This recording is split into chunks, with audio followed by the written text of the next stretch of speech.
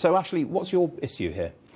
Well, today the FCA has come out with some proposed changes to the listing rules, which would essentially weaken some of the protections for shareholders. We think this is bad for London, and it risks undoing a lot of the progress we've made around strong corporate governance proposals, which we think gives London its good reputation for good, strong shareholder protections. So the FCA is proposing that we create a new category called companies that are controlled by a sovereign entity. I mean, Yes. they're clearly drawing a distinction here with some of the corporate governance disasters we've had in the past where a family or an oligarch have been running it. Why is that not enough for you, do you think? Well, this is a concern. I mean, clearly the city has a very short memory. I mean, it was only 4 or 5 years ago where we had companies like ENRC listing in London, and that was a disaster for shareholders. So the concern is these rules are there for a purpose, for a reason, and it's to protect the interest of minority shareholders. And the FCA is proposing at the moment to sort of undo some of those protections, which is a big concern. But should there not be recognition that a sovereign entity like the Kingdom of Saudi Arabia is probably a more responsible shareholder than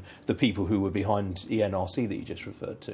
Well, I think we're not making a judgment call on who's responsible, who's not responsible. The issue is, are the governance standards in place to protect the shareholders? It doesn't matter who ultimately is the shareholder. It's about the minorities and the control that they can exercise at the company. This is a really tricky one, though, isn't it? Because obviously, post-Brexit, Britain wants to show itself to be open for business around the world. Attracting Saudi Aramco to the London Stock Exchange would be a pretty big achievement, wouldn't it?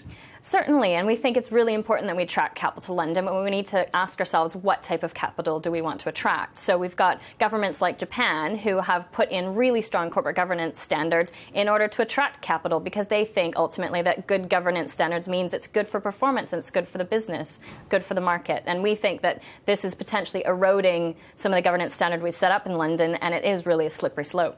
Do you think the Financial Conduct Authority is bowing to commercial pressures here? Currently it's out for consultation, so certainly ourselves and some of our other colleagues will be giving feedback to the FCA that we don't think the rule changes are appropriate, and so hopefully, ultimately, we come out with the best decisions and the best regulation for the market. So in a nutshell, as far as you're concerned, on these terms, the London market is better off without Saudi Aramco? I think the issue is really what kind of companies they're trying to attract. So maybe companies like Saudi Aramco, but there might be other companies that are looking to list here, and essentially we want to make sure any company coming to list here, we welcome the capital, but you need to have high standards, you need to play by the rules. All right, Ashley, Hamilton Claxton from Royal London Asset Management. It's good to see you. Thanks for taking us through that.